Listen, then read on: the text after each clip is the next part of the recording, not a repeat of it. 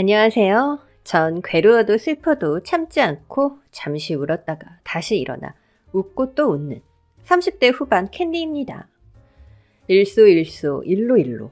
한 번 웃으면 젊어지고 한 번 화내면 늙는다고 하잖아요. 그래서 전 웃으면 복이 온다는 옛말을 가슴에 새기고 살아요. 굳이 얼굴 찌푸리고 사는 것보다 억지로라도 웃으면 마음이 환해지는 기분이 들거든요.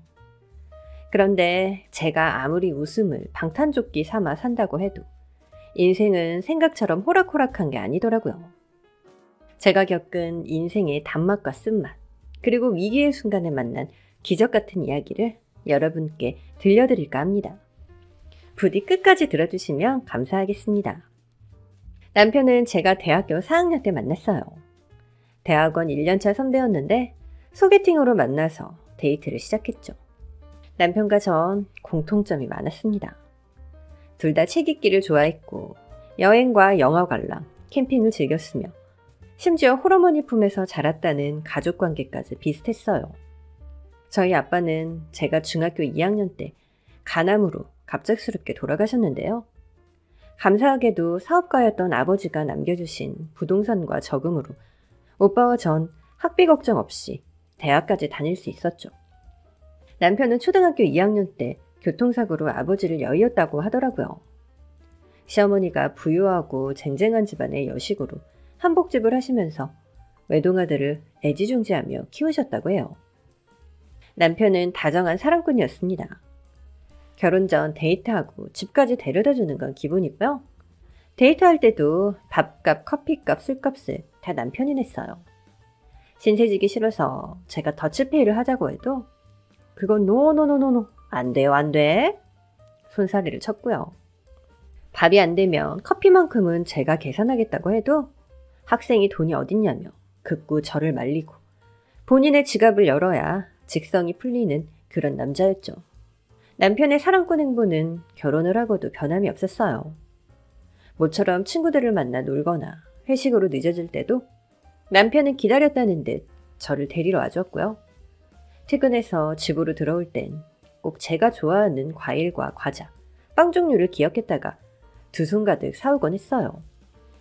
게다가 피카츄를 좋아하는 저를 위해서 현관문을 열고 들어올 때마다 피카피카 하면서 들어오는데 제가 이런 남편을 안 사랑하고 베길 재간이 있나요? 우리의 사랑은 신혼 때만 뜨거운 게 아니라 날이 갈수록 더 강해졌습니다. 하지만 사랑꾼 남편과 반대로 시어머니는 끔찍이도 저를 미워하셨어요. 그럴만 했죠. 35에 남편 잃고 오직 외동아들 하나 바라보고 살아오신 분이시잖아요. 부잣집 고명딸에 연예인 뺨칠 정도로 빼어난 미모, 특출난 시어머니의 유전자 덕분에 우리 남편도 귀티 줄줄 흐르는 조각미남으로 나오셨거든요. 그래서 아들에 대한 애착이 엄청났고 집착도 심각한 수준이었는데 그 다정한 아들이 다른 여자를 사랑하니까 질투가 장난이 아니었어요. 어떻게 아들 결혼을 승낙했을까 의문이 들 정도로 아들바라기셨는데 나중에 알고 보니 결혼 전부터 사생 결단으로 아들 결혼을 막았다고 하더라고요. 이런 시어머니의 고집을 꺾은 남편의 사랑도 어마무시하다는 생각이 들어서 전 남편에게 더 잘했죠.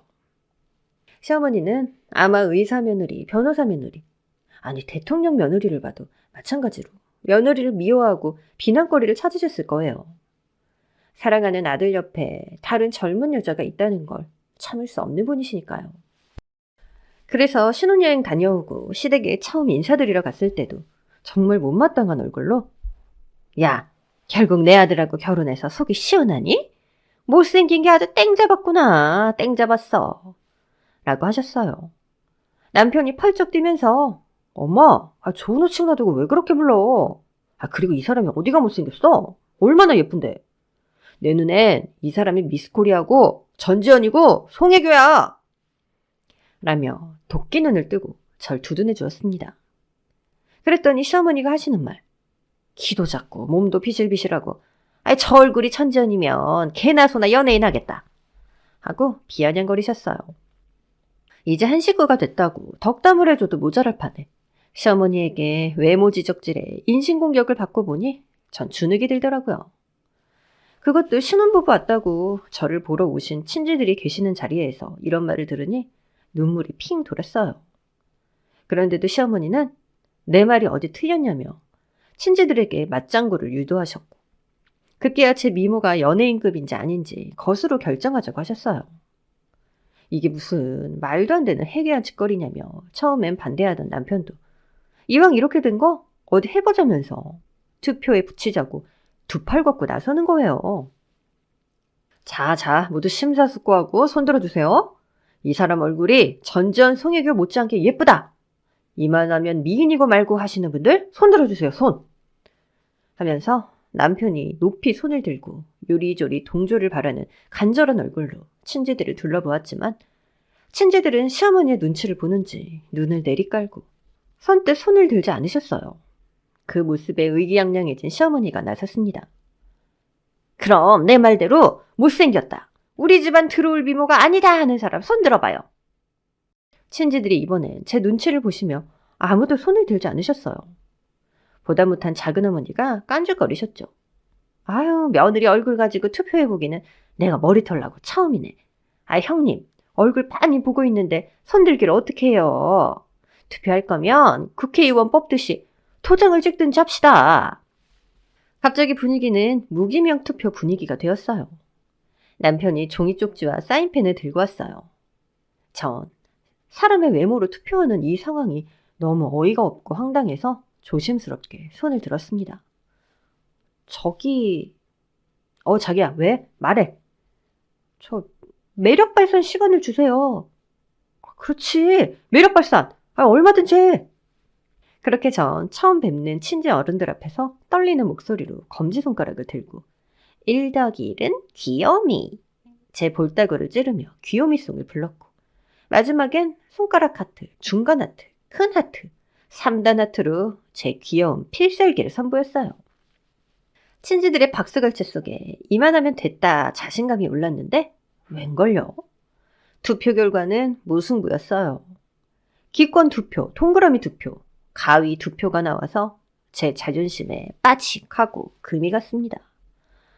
그런데도 시어머니는 결과에 승복하지 못하시고 어째 사람들이 솔직하지가 않아 하고 핀잔을 주시자 작은 어머니가 농담처럼 맞받아치셨어요.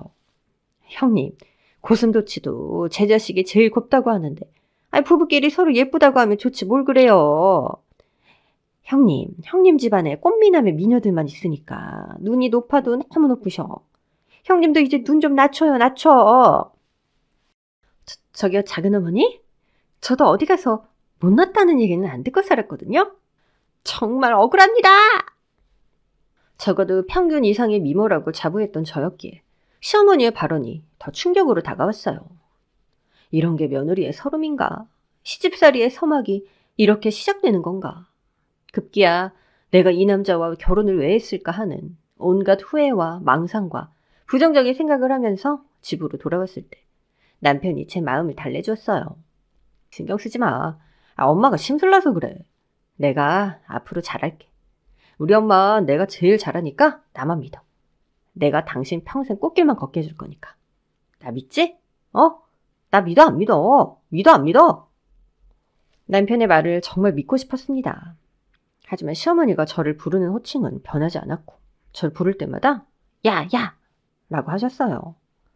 제게도 부모님이 지어주신 예쁜 이름이 있는데 야라니 들을 때마다 자존심이 상했죠.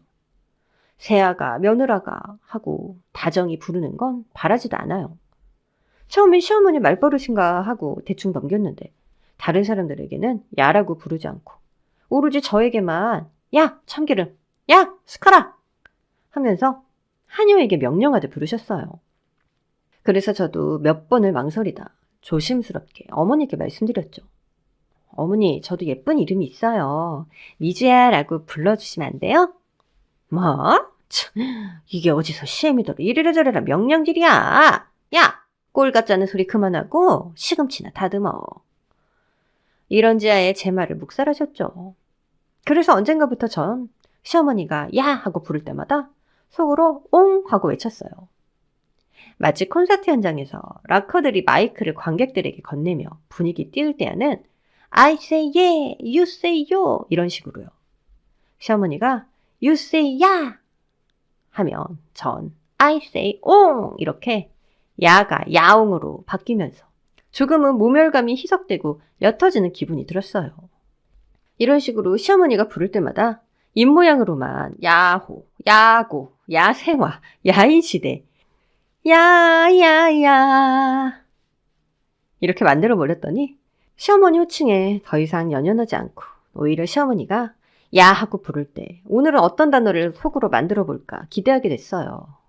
라고 하면 좋았겠지만 설마요. 야 하고 불릴 때마다 속상하긴 마찬가지였지만 그래도 울지 않으려고 제 딴에 이렇게라도 노력을 했답니다. 전 시어머니를 기쁘게 해드리려 최선을 다했지만 시어머니는 아무리 노력해도 항상 제 결점만 찾았어요. 결혼하고 처음으로 맞는 시아버지 기일.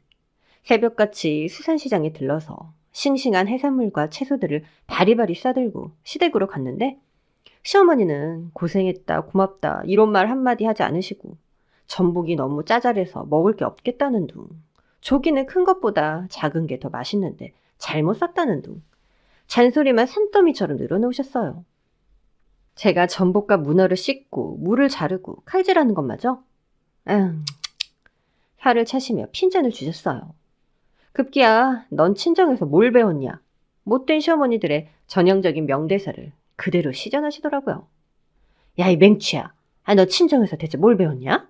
어제 그 쉬운 것 하나 제대로 못해. 손끝이 야무지지가 않아서 살림을 어떻게 살아? 어머니 다시 해볼게요. 이렇게 자르면 될까요? 아유, 속에 참 몰라서 내가 못 보고 있겠네. 비켜. 그냥 내가 알아서 할 테니까. 야, 가서 떡이나 찾아와. 네, 알겠습니다. 처음엔 저도 시어머니 폭언과 모진 구박에 눈물 콧물 찍어내려 바빴는데요. 시댁을 다녀온 뒤로도 몇 날 며칠을 시어머니를 미워하고 원망하면서 뾰루퉁하게 있는 제 모습이 한없이 못나 보였어요. 제가 아무리 잘해도 시어머니는 변함없이 절 미워하는데 그럼 평생 나도 어머니를 미워하면서 살아야 하나?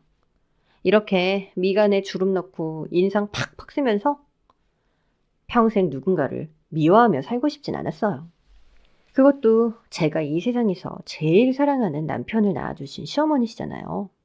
그래서 생각했죠. 시어머니는 질투에 눈이 먼 사람이고 마음이 아픈 사람이다. 환자에게 일반인의 행동을 바라면 안 된다. 그렇게 딱 정리를 하고 나니까 시어머니가 지랄을 하든 야단법석을 떨든 아무렇지 않았어요. 아들 사랑에 목마른 아픈 환자라 생각하니 오히려 시어머니에게 더 잘하게 되더라고요. 그런데 시어머니의 온갖 구박에도 당차고 씩씩하게 구는 제 태도에 시어머니는 더 열받아 하셨어요. 시어머니의 질투는 일상에서 더 표독하게 드러났어요. 남편이 저한테 뭐 사다 주는 걸 보면 꼭 자기한테도 사달라고 하시고요. 시어머니 앞에서 남편이 저를 포옹한다든지 머리를 쓰다듬는 애정 표현이라도 하는 날이면 괜히 절 못살게 굴면서 마치 식무 부리듯 하시는 거 있죠? 밥 먹을 때도 맛있는 고기 반찬은 죄다 끌어다가 당신과 남편 앞에 놓으시고 제 앞은 늘 텅 비게 만드셨어요. 남편이 한숨 쉬며 반찬을 밀어주거나 제 밥그릇에 올려주기라도 하면 못마땅한 시어머니의 헛기침 소리를 시작으로 설거지부터 뒤처리는 다 저를 시키셨고요.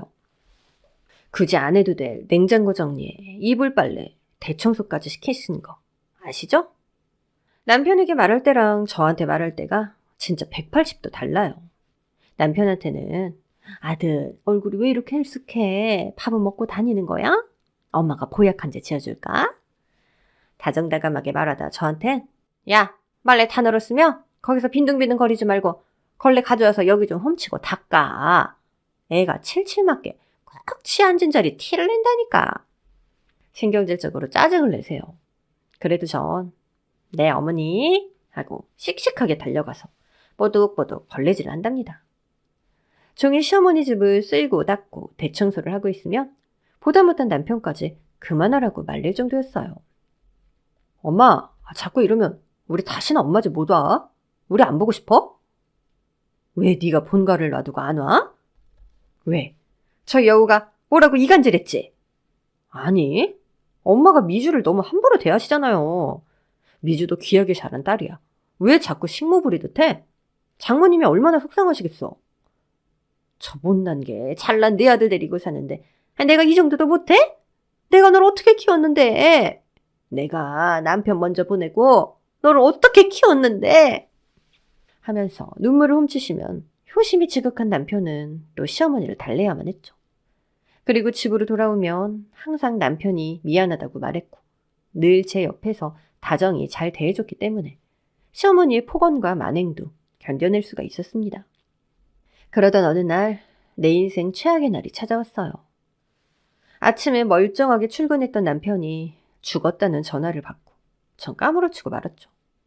남편은 집안의 사업인 친환경 비료 제조 회사에 다니고 있었고 그날따라 안개 낀 도로에 갑자기 나타난 고라니를 피하다가 중앙선 넘어 마주오던 승용차와 충돌했다고 했어요.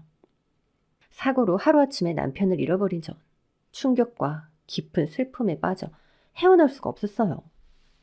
남편이 나중에 우리 집을 사겠다고 열심히 모아놓았던 돈 5억이 있었는데 그 돈이 졸지에 남편의 유산이 되고 말았습니다.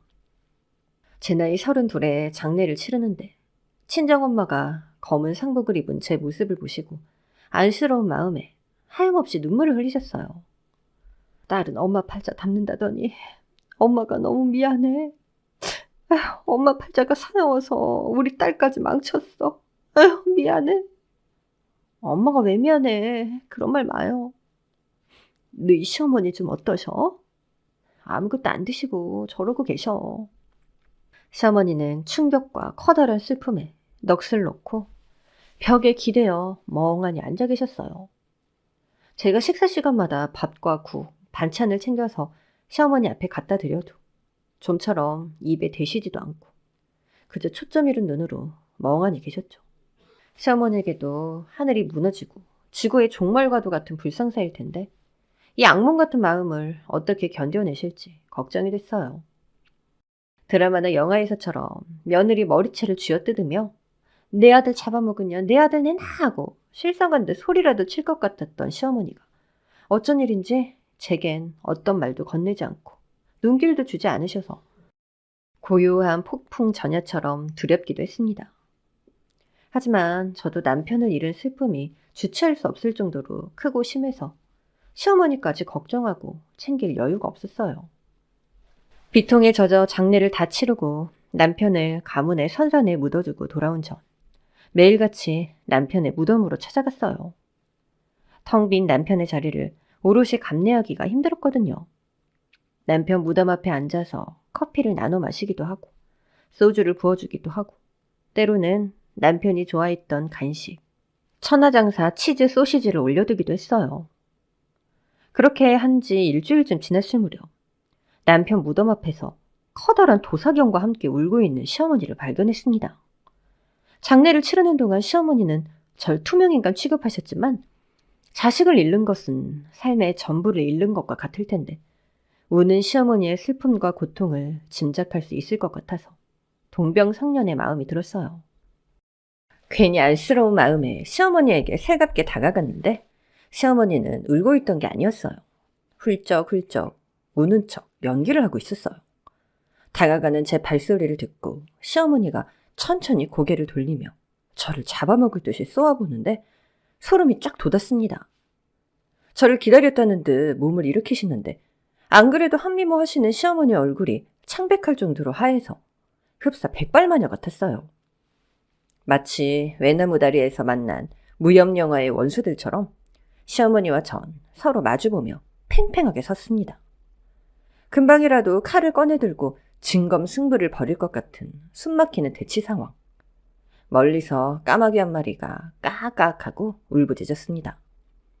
제 이마에선 식은땀 한 방울이 흘러내렸어요. 누가 먼저 비수를 던질까? 신경전을 펼치는 절체절명의 순간 시어머니가 먼저 강력한 사자우를 날렸습니다. 야, 이 우라질려나! 내 아들 돈 내놔! 예? 돈이요? 돈이라고쇼? 갑작스런 돈 이야기에 제 머리는 잠시 로딩하는 중 버퍼링에 걸린 것처럼 버벅대며 아무 생각이 안 났어요. 버퍼링에 걸려 멍청하게 서 있는 저에게 시어머니는 남편 먼저 보낸 아내에게 던지는 절대 마검에 비수를 던졌습니다. 야, 육실하려나!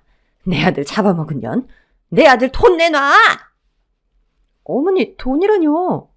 우리 윤섭이가 피땀 흘려 벌고 모은 돈 말이야. 내 아들 피땀으로 모은 돈! 전 어머니께서 아들을 내놓으라고 하실 줄 알았는데 돈이라니. 죽은 사람을 다시 살려내라, 부활의 기적을 만들어내라고 하는 게 아니라서 그나마 천만 다행이라는 생각이 퍼뜩 들었어요. 어머니, 그런 거라면 집에 오셔서 말씀하셔도 되는데 내 모든 걸 가로채 갔냐니 내 아들 유산까지 독차지해? 아니에요, 어머니. 유산 문제는 내려가서. 지금 당장 내놔, 내 아들 돈. 그리고 너도 내 아들 따라 죽어! 그러고는 쥐고 있던 목줄을 놓으며 도사견에게 물어뜯어라며 공격을 지시하셨어요. 말 그대로 집채만한 도사견이 침을 질질 흘리며 저를 향해 달려들었어요.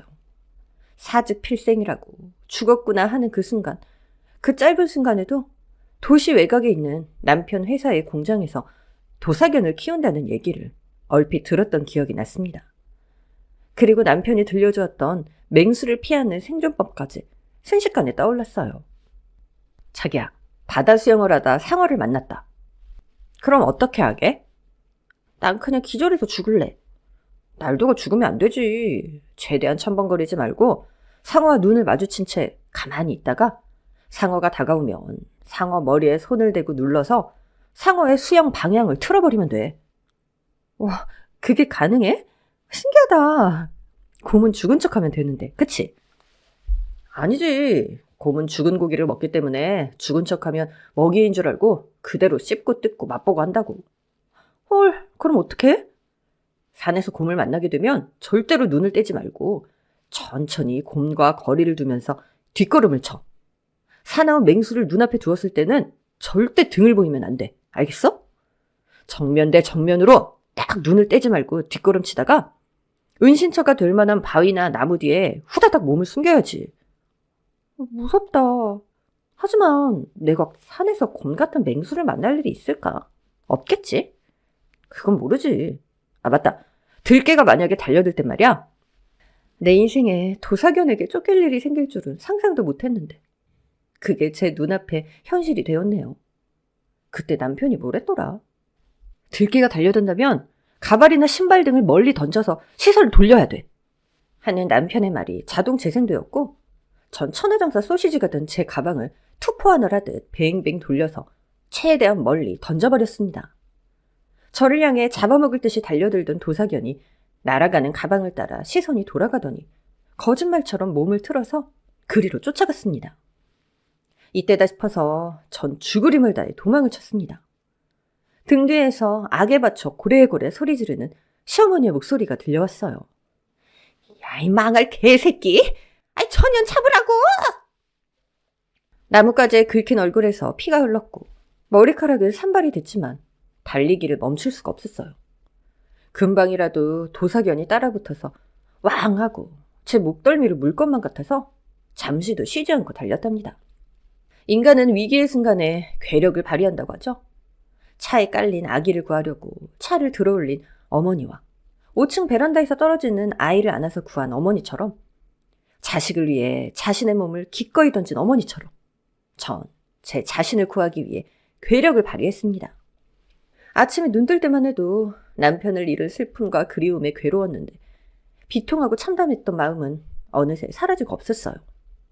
지금은 남편 생각은 하나도 나지 않았고 오직 나 하나 살겠다고 미친 듯이 달리고 달리는 내가 얼마나 이기적인 인간인가요? 어쨌든 저의 생존 욕구는 지아비를 잃은 슬픔보다 막강했고 이런 현실이 또 슬펐어요. 그렇게 얼마나 달렸을까요? 산 중턱의 작은 움막집을 발견하고 반가운 마음에 그리로 걸어갔습니다. 드문 인기척에 움막집 안에서 조심스레 한 사람이 나오는데 예수님? 소리가 절로 나왔습니다. 어디서 오르간 소리가 성스럽고도 경건하게 들려오는 것도 같았어요. 전 크리스찬도 아닌데 기도하듯 두 손을 맞잡고 무릎을 꿇었습니다. 예수님, 살려주세요. 그랬습니다.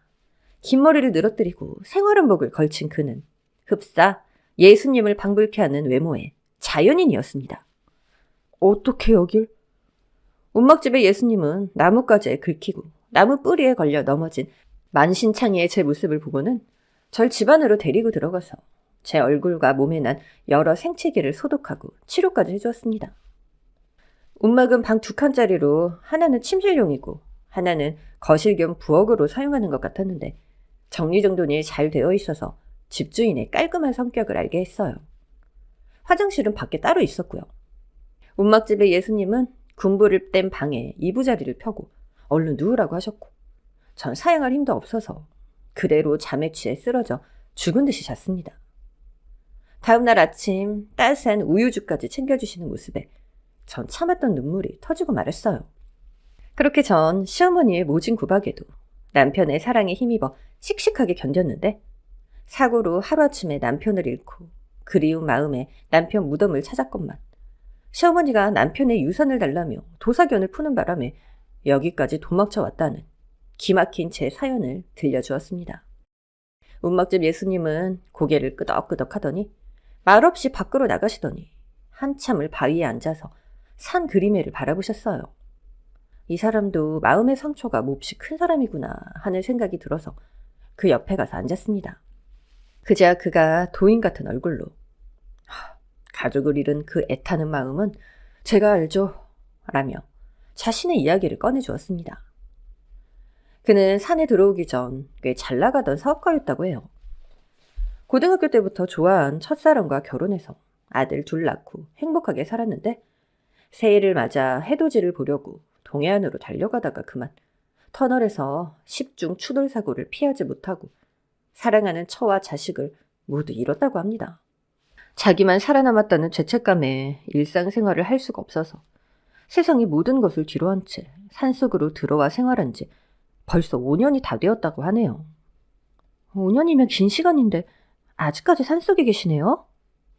처음엔 죄책감에 속지 않은 마음으로 내려가지 못했는데 이젠 이 생활이 너무 익숙해져서요. 어쩌면 다시 사회로 나가는 게 두려운 건지도 모르죠. 처음 뵀을 때 저 예수님이 강림하신 줄 알았어요. 자태가 거의 예수님 같아서. 하긴 절 구해주신 구세주가 맞긴 하네요. 평소엔 머리를 묶고 있어서 마을 어르신들은 도사라고 부르시는데 예수님이라니? 그런 말 마세요. 그런 거룩한 이름을 더럽힐 순 없죠. 그래도 오랜만에 빵 터졌어요. 뭔가 한결같은 별명이네요. 영적으로 뛰어난 도인 같은 느낌. 산신령 같은 느낌이랄까? 여기 있으면 없던 해안도 생기는 것 같을걸요? 자연이 주는 치유의 힘이 상당히 크니까 며칠이라도 푹 쉬고 가세요. 그래도 될까요? 사실 지금 내려가면 시어머니와 도사견이 절 기다리고 있을 것 같아서 도무지 내려갈 엄두가 안 생겨요.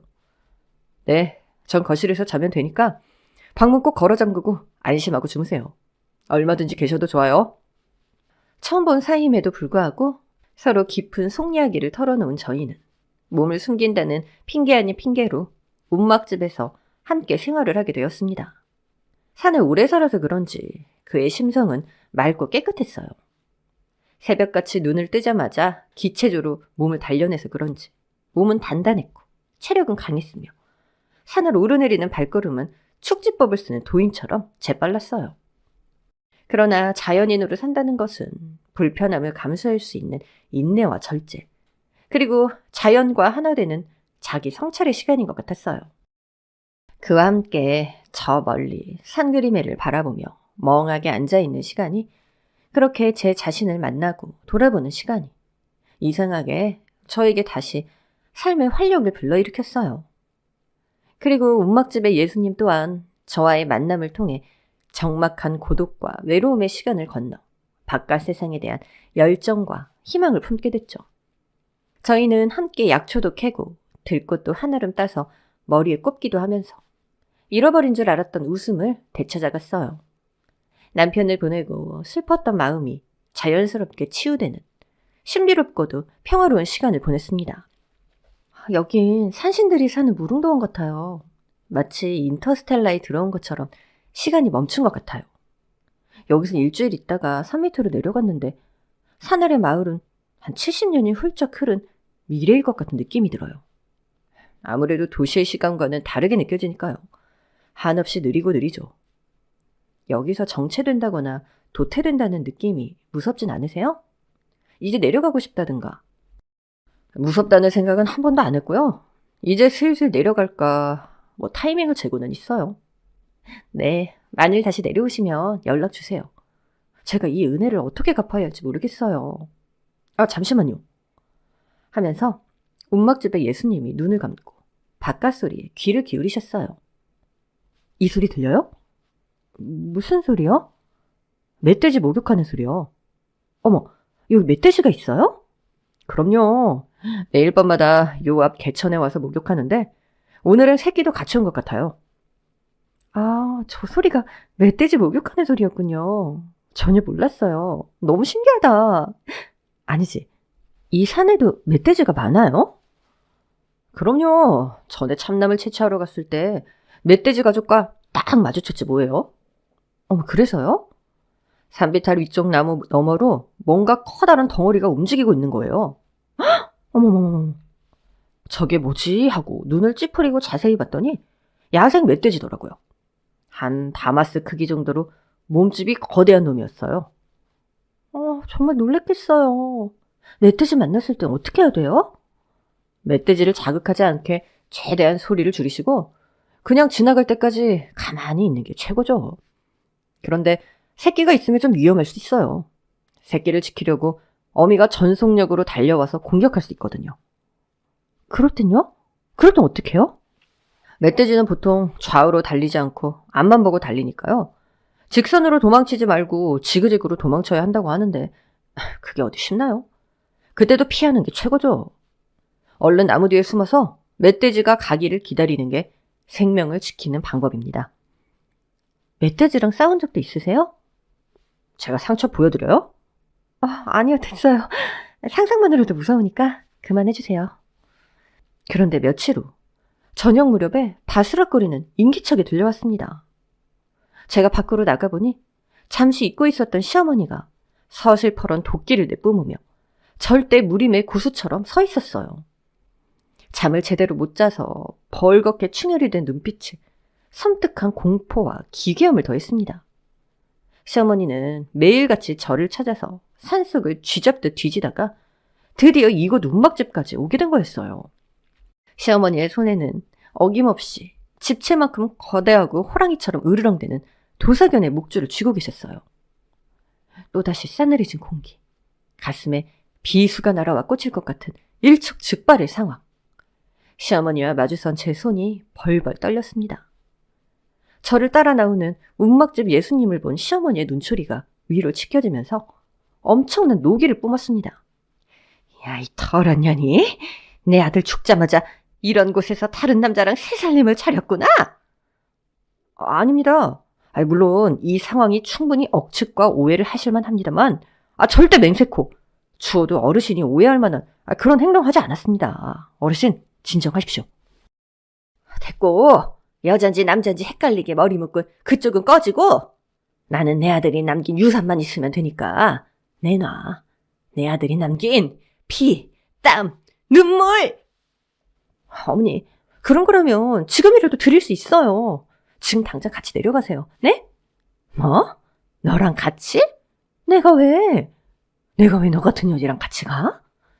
어머니, 제발 노여움 좀 푸세요. 저도 힘들어요. 저도 어머니와 마찬가지로 사랑하는 사람을 잃었잖아요. 갑자기 하루아침에 멀쩡히 출근한 사람이 죽어서 돌아왔는데 어머니, 괴롭고 힘드셔서 이러시는 거 잘 알아요. 물론 자식을 잃은 부모의 심정을 제가 다 헤아리진 못하겠지만 그래도 남은 사람들끼리 사랑했던 사람 추억을 같이 공유하면서 마음을 치유해도 좋지 않겠어요? 어머니, 제발 윤섭 씨를 사랑했던 사람들끼리 이러지 말아요. 윤섭 씨가 하늘에서 우리를 보면 얼마나 마음이 아프겠어요. 이 세상에서 한때나마 윤섭 씨가 믿고 사랑했던 저에게도 조금만, 제발 조금만 마음을 열어주세요. 니년이 뭔데 마음을 열라 말라야. 난 네가 내 아들과 사귈 때도 싫었고 결혼하겠다고 했을 때도 사생결단으로 반대했고 내 아들이 너랑 같은 집에 산다는 것도 죽도록 싫었던 사람이야. 그런데 불쌍한 내 아들 추억을 같이 공유하자고? 왜? 내가? 철천지 원수 같은 니년하고 왜? 귀한 내 아들을 왜 공유해? 내 아들도 내 거고 내 아들이 남긴 것도 내 거야. 네 건 없어. 우리 아들 털끝 하나도 네 건 없다고. 다 내 거야. 하면서 도사견에게 다시 저를 물라고 하면서 목줄을 풀어버리셨어요. 도사견은 며칠을 굶었는지 먹이를 발견한 맹수처럼 코를 벌렁벌렁 거리며 침을 줄줄 흘리면서 저에게 달려들었습니다. 이제 모든 게 끝이구나. 제가 살아온 32회의 인생 만사가 주마등처럼 지나가는데 그 순간 제 앞을 가로막는 이가 있었으니 그건 바로 예수님. 아니 움막집 그 남자였어요. 위험해요. 전 걱정이 되어 소리쳤습니다. 걱정하지 마세요. 제 손은 눈보다 더 빠르니까요. 영화 타짜의 명대사를 여유롭게 날리면서 손에 들고 있는 강아지 육포를 보여주었습니다. 그렇습니다. 그는 산속에서 덤벼드는 멧돼지도 여러 마리를 단숨에 제압했던 전적이 있는 나름 맹수 전문가였어요. 게다가 산으로 오기 전에 대형견을 기르고 훈련시켰던 짬바까지 있어서 사납고 공격적인 개를 다루는데도 능수능란했습니다. 한마디로 산속의 강영욱 선생님 되시겠다 이거죠. 이빨을 드러내고 달려드는 도사견을 향해 침착하고도 재빠르게 육포를 하나 던져주었습니다. 며칠을 굶고 지쳐서 배가 고팠던 도사견은 육포를 보자마자 미친 듯이 달려들어 개걸스럽게 질겅질겅 씹더니 꼬리를 흔들며 움막집 예수님 앞으로 다가왔습니다. 먹을 걸 더 내놓으라는 거였죠. 움막집의 예수님은 전혀 두려움을 찾아볼 수 없는 침착함으로 조심스럽게 주먹을 내밀어 냄새를 맡게 하더니 낮고 단호한 목소리로 명령을 내렸어요. 앉아! 그러자 기적 같은 일이 일어났어요. 그 싸납게 달려들던 도사견이 얌전한 하룻강아지처럼 낑 하면서 명령을 따르는 거예요. 정말 예수님, 도사님, 산신령 같은 포스에 저도 따라 쪼그리고 앉을 뻔했네요. 그 모습을 본 시어머니가 일어나! 일어나 이 개새끼야! 하고 명령을 내렸지만 도사견은 시어머니의 말을 귓등으로도 듣지 않는 눈치였어요. 육포를 주는 새 주인의 환심을 사기 위해 열심히 꼬리를 흔들어댈 뿐이었습니다. 움막집의 예수님은 흉폭한 도사견 한 마리쯤 단숨에 제압하고는 앉아! 엎드려! 손! 일어서! 훈련을 순식간에 마치고 개들의 대통령 강영욱님의 표정으로 시어머니에게 들으라는 듯 말했어요. 훈련은 개를 지배하는 것이 아닙니다. 신뢰와 존중을 바탕으로 관계를 구축하는 것이죠. 뭔 귀시 씨다라 까먹는 소리야. 세바스찬, 뭐해? 물어! 저 연놈들 깡그리 다 물어버리라고!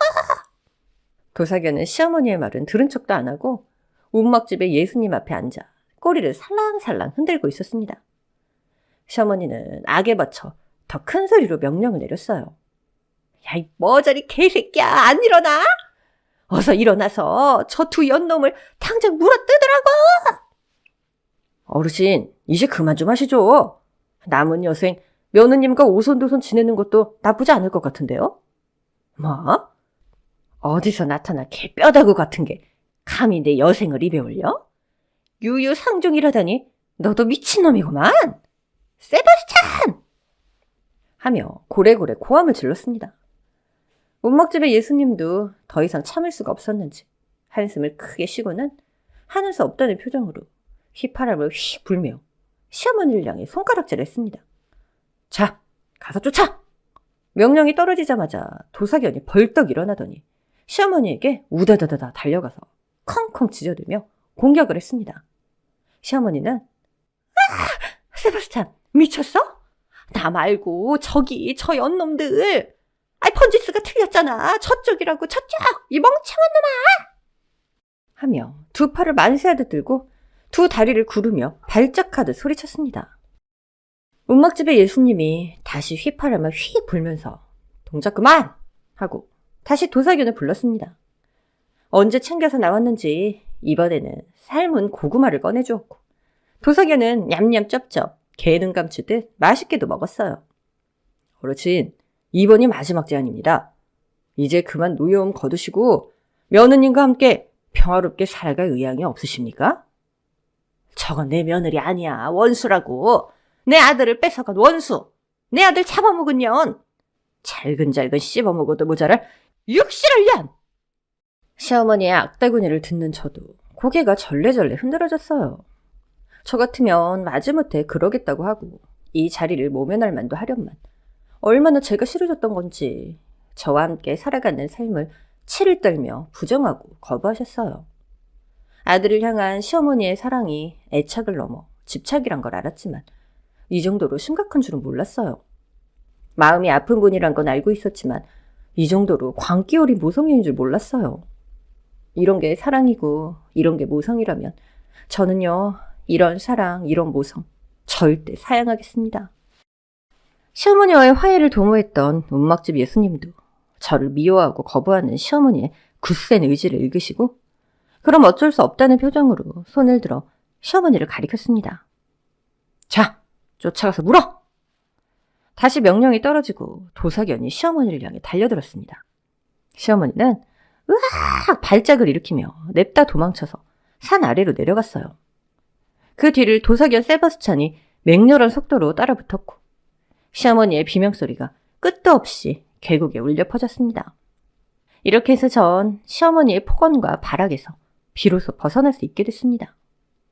하지만 마음은 편치 않았어요. 나중에 알고 보니 시어머니는 도사견에 물려서 병원에 입원을 하셨고요. 정상인의 범주를 넘어서는 막말과 언행으로 결국 정신병원에 입원시켰다는 이야기를 작은어머니에게 전해들었습니다. 부디 좋은 치료와 약물로 시어머니의 정신병적인 집착과 강박이 치료되었으면 하는 바람입니다. 남편의 유산은 법정 상속 비율대로 배우자인 제가 1.5, 시어머니가 1 이렇게 법대로 나눴으니 염려 마세요. 그 전 남편과 살던 집을 떠나 친정어머니와 함께 살게 됐어요. 교육을 받고 지금은 아이들을 위한 숲 해설사로 일하고 있답니다. 숲에 가면 몸도 마음도 가벼워지고 근심, 걱정, 스트레스가 저절로 없어져 버리니까요. 자연에 있으면 어느새 마음이 너그러워지고 긍정적이 되면서 무엇이든 품을 수 있을 것 같은 호연지기가 생기잖아요. 이렇게 잠시 만났던 그 산속에서의 일주일이 제 인생에 막대한 영향을 주었죠. 남편과 이별한 지 3년쯤 되자 오빠와 올케가 슬슬 소개팅 이야기를 꺼내며 제 눈치를 살펴요. 전 괜찮다고 거절하고 있어요. 왜냐면 제 마음속엔 저를 구해준 움막집의 예수님, 그 남자가 있으니까요. 움막집의 예수님도 이제는 산을 내려와 본업으로 복귀했고 시간이 날 때마다 저와 함께 그 산으로 산행을 떠나고는 해요. 자연의 시계는 자신의 속도에 맞춰 흐르고 그 안에서 제 슬픔도 잊혀졌어요. 이제 새로운 인연을 만나 서로 돕고 의지하면서 서로의 희망과 행복이 되어주기로 했답니다. 이렇게 제 인생의 단맛과 쓴맛, 기적 같은 이야기를 들려드리면서 지난 날을 돌이켜보니 시어머니의 모진 구박에도 당당하게 맞섰던 제가 자랑스럽네요. 그 누구도 나를 함부로 대하지 못하게 절대 구겨지지 않겠다고 용을 썼던 제가 기특합니다. 전 지금도 웃음의 힘을 믿어요. 한번 크게 웃을 때마다 엔돌핀 같은 호르몬이 21가지나 생성된다고 하잖아요. 불안하거나 짜증이 나거나 공포와 불안한 마음이 들 때 억지로라도 웃어보세요. 얼굴 근육과 뼈가 움직이며 신체는 시원해지고 자신감이 생기며 활력이 솟구치는 기분을 느낄 수 있을 거예요. 그러니 여러분도 일소일소, 일로일로 하세요. 웃으면 복이 오니까요. 끝까지 들어주셔서 고맙습니다.